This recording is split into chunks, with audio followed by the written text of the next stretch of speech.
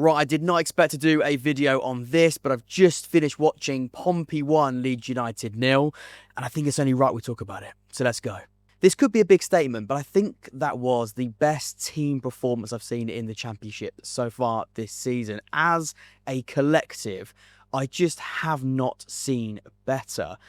I've got a few notes. The game has just finished, so we're going to run through a few talking points. Like I said, I watched the match and it has only just concluded. So off the dome with a few stats to help us dissect this match. But of course, Pompey fans, Leeds fans too, give me your thoughts in the comments down below. Of course, this was also broadcasted at a good time on Sundays. There could be some neutral fans watching this, like myself. So again, if you watched the game, let me know how you saw it. But sometimes, and stay with me here because I think this does paint the picture, sometimes I think it's important to imagine how outcomes could be achieved before the game and then compare them to reality. And what I mean by that is Portsmouth winning with 43% possession, more final third passes than Leeds United, and the same number of shots probably wasn't the expected outcome. And if Pompey were to win this game, and if you're going to say Pompey win this match and how do they do it before the first ball was kicked, you'd say Leeds United absolutely dominated the game.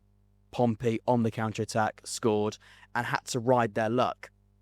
And although some of the elements of that are true, they did have to ride their luck at points. Of course, Leeds hit the bar. The last 10 minutes was quite frantic. They had to rely on their goalkeeper, Nicholas Schmid, who we'll come on to in a second because he was absolutely incredible.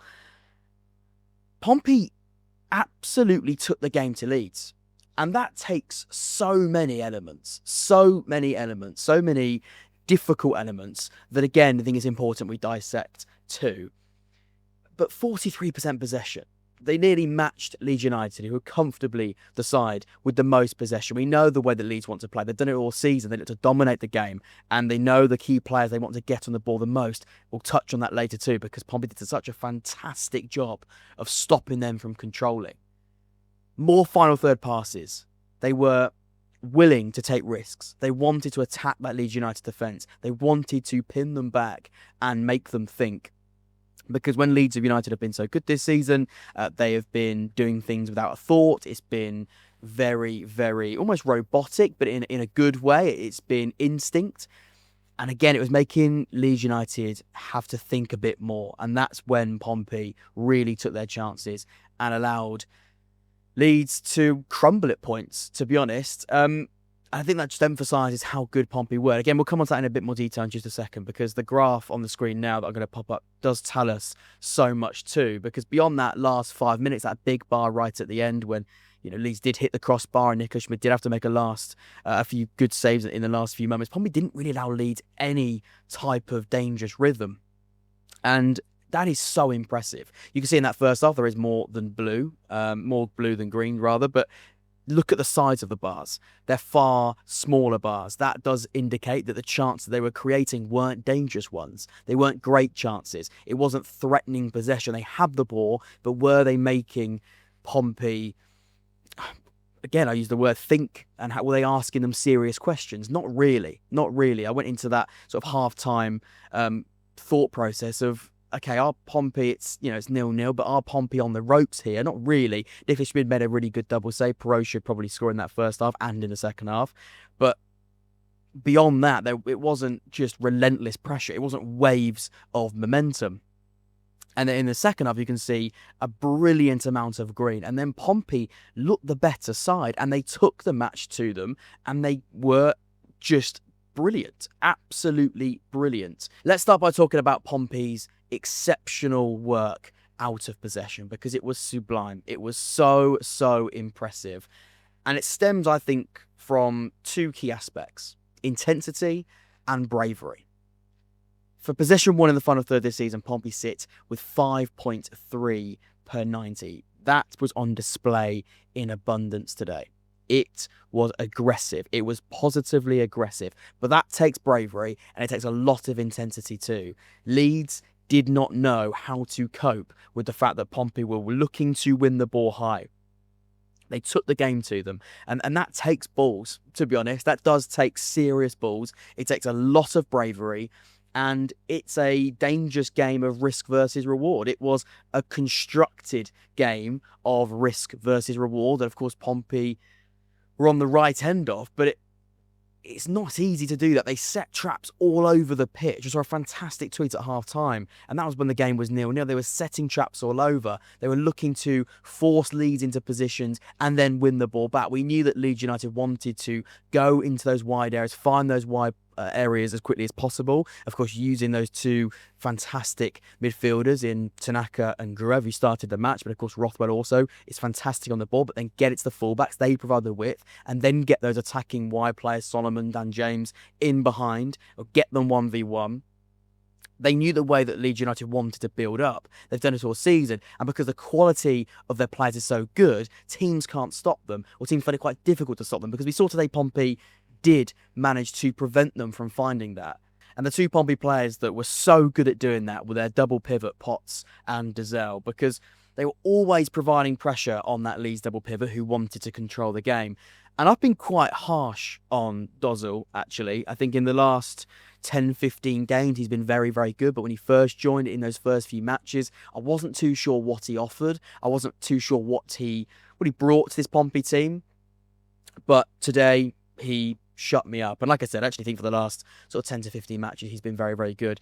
But we saw it just on another level today, I thought. He was so, so good. So impressed by him. The ground he covers is priceless. Back to front, effective in and out of possession. In the tackle, I thought in the first few games, quite flappy on the ball. A bit of a liability, but not anymore. He is now brilliant on the ball. He can find a forward pass. He's very composed too. And him and Freddie Potts have built a brilliant relationship. We know we've got Isaac Hayden also that Pompey like to use. But I think Dazelle and Potts is the best double pivot. I think Potts is a slightly more Rolls-Royce midfielder. You can see that technically he has come through that Premier League academy quite recently, and he's a very, very good ball player, and he does win duels too. But Dazelle, he has grown into the season. Won the most tackles this match with 4. He was brilliant. But I come back to the idea of Pompey stopping the controllers and stopping the key players for Leeds, because that's how Pompey won the game. They prevented Leeds from doing what they wanted to do. They prevented Leeds from doing what they've done all season when they've blown away teams. And again, that comes from bravery and intensity that we've spoken about. Tanaka, their midfielder, who's been brilliant for Leeds this season, so good in the tackle, in and out of possession, controls matches. Absolutely controls matches. He just lets the ball tick. Him, Rothwell, Gruev, they can all do it. Especially Rothwell and Tanaka.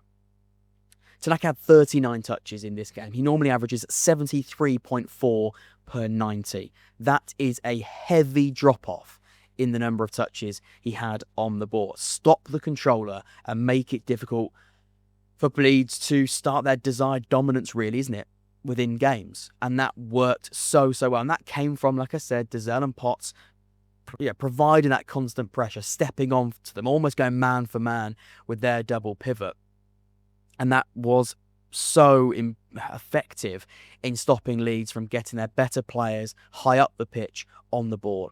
And I don't actually know this is off the dome, but I'm going to presume Solomon and James had very little number of touches. Dan James, 27. In fact, he had the least number of touches out of any outfield player.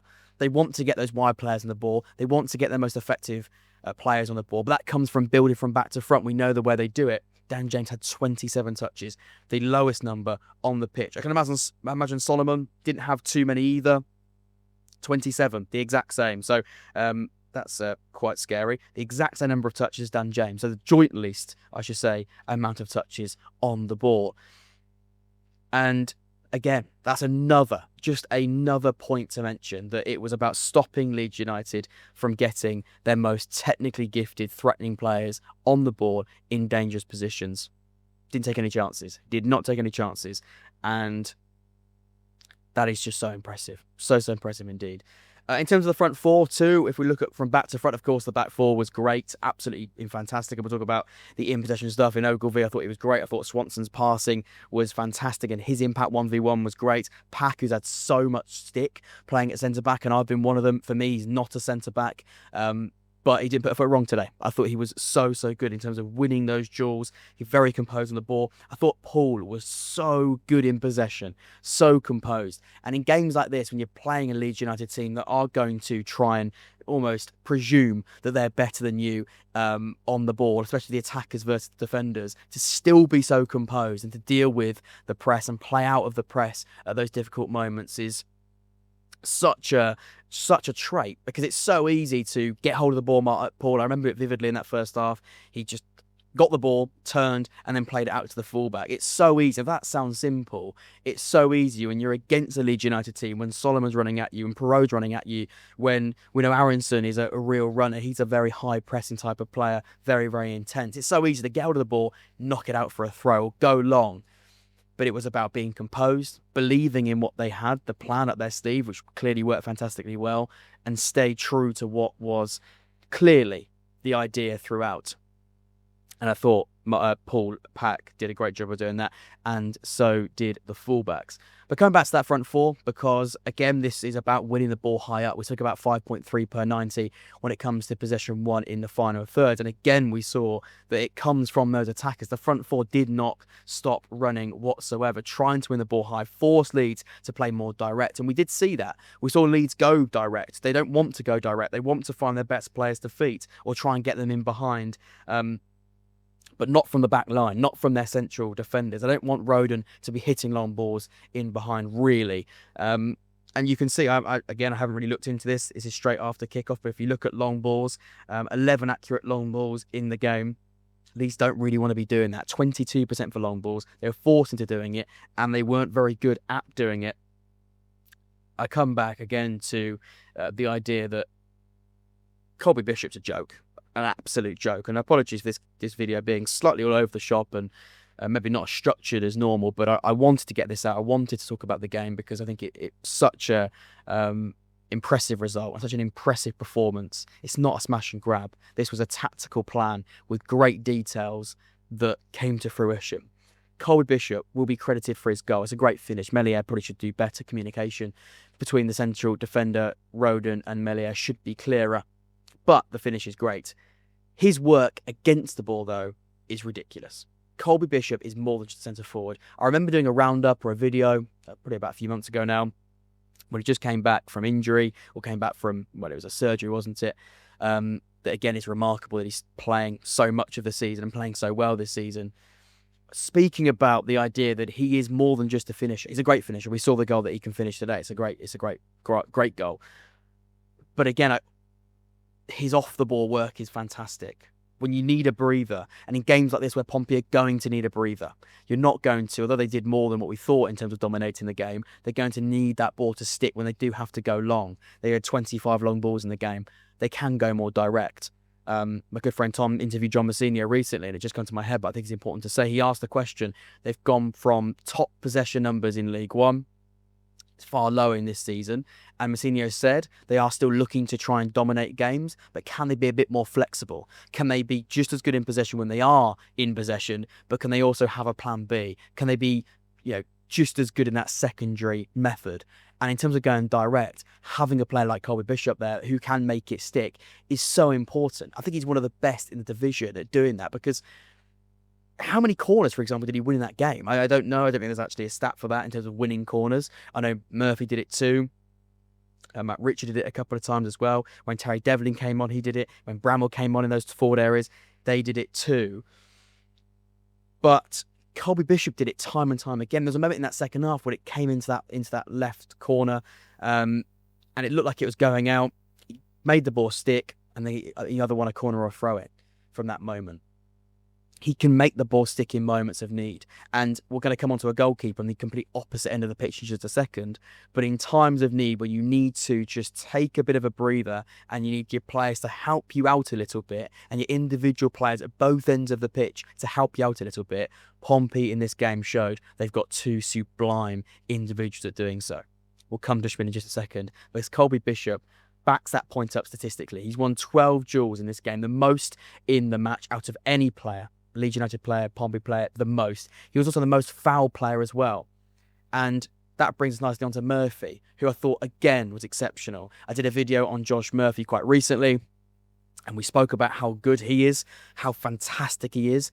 He's very, very unique. And we saw fantastic broad ball carrier. I think he did create the most chances in the game, yes, with 2. He completed the most dribbles with 3 as well. His ball carrying in this type of game is priceless. Can you have somebody who can trust to get on the ball and move your way up the pitch? It's so difficult. One of the most difficult things in football is getting up the pitch at times when you are against it and when you've got a Leeds United team that are desperate to win the game and provide constant pressure.